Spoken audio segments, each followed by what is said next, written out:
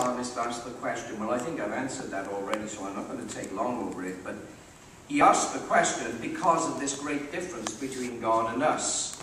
The essential difference, the moral difference. Well, what's the answer to the question? The answer to the question is in two parts. In two parts. Firstly, was the moral difference always there? Was it there from the beginning? You know, this difference between God's character and ours. Was that always there? Were we always at loggerheads with God? No. What does the psalmist say? Originally there was similarity. Originally there was harmony. Verse 5, you made him a little lower than the heavenly beings, or a little lower than God. You crowned him with glory and honor. So it wasn't like that at the beginning. Mankind wasn't resentful of God. There wasn't this disharmony, this alienation, this confrontation. No, there was similarity. There was harmony. There was integrity. Man in the state of innocence, as we sometimes refer to it.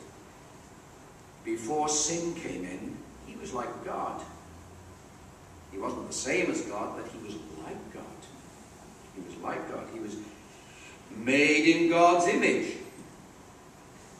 And in God's name, he was given great privilege. He was made Lord of all creation. He had dominion over everything that lived. Authority over the brute creation. So man's position in those days before sin came in was a very exalted one. And God was pleased with everything that he had done.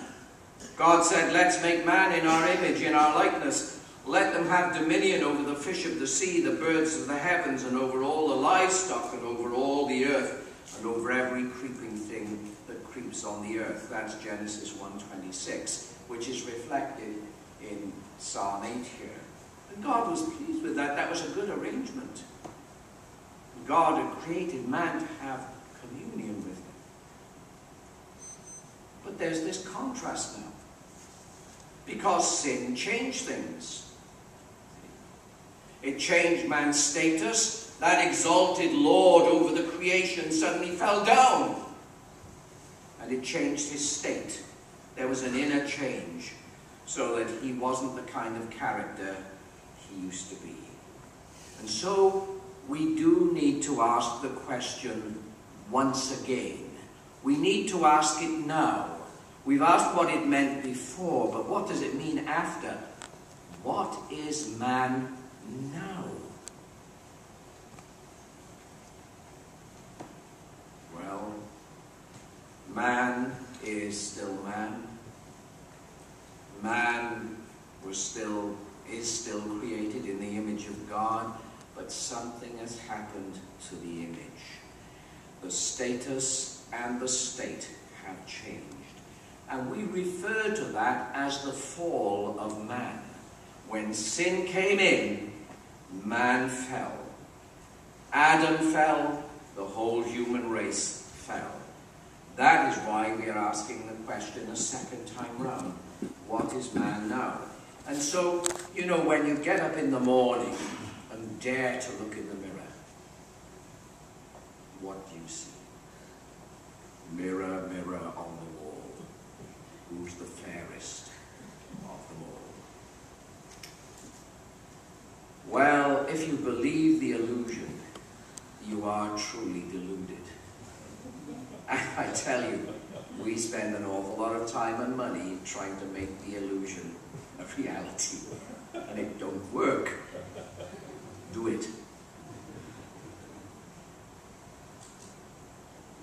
What you actually see is a distortion. And that is the distortion of human nature.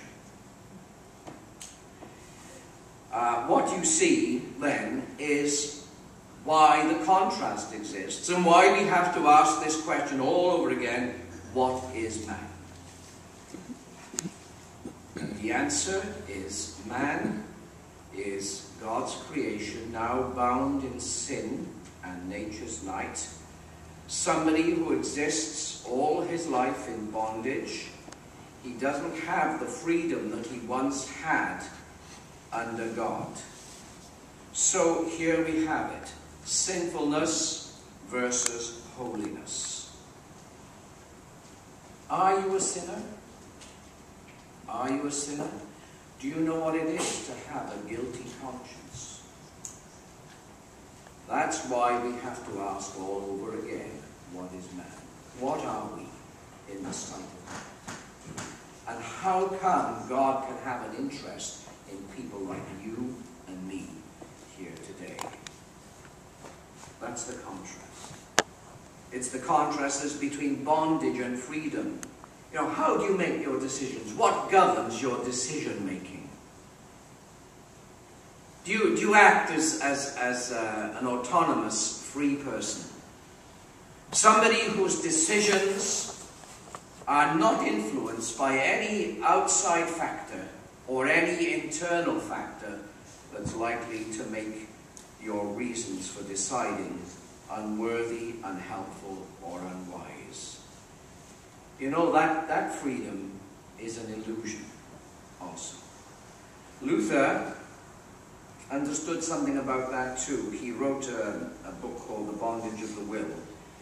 And because he knew that he was the servant of sin and not free to please God, because he was separated from Christ, he said, free will is nothing. Now, I know that's a contentious thing among you, but that's what he believed. I believe that that's what Scripture teaches. Free will is nothing. That is useless of itself before God. The bondage of the will. So that's another distinction. That's another reason for asking what is man? Bondage and freedom. And then fellowship and hatred. Enmity. How are your relationships? Well, we won't talk about it here. But, you know, things are going wrong all the time. And at best, we rub each other up the wrong way and irritate. At worst, we are at each other's throats. You know, how are your personal relationships? How are your family relationships? How about society? What kind of society do you live in today? Is it a harmonious, integrated society? And how about your own life? Are you coordinated? Are you cohesive? Do you hold together, or do you understand that alienation, that divisiveness has entered in even to your own self-consciousness? Is your life together or disintegrating? I tell you, if it's disintegrating, you need to be in Jesus. He is the anchor for your soul. I have to move on. Why does God care? He cares because he is Adonai, the Lord. He is the Creator.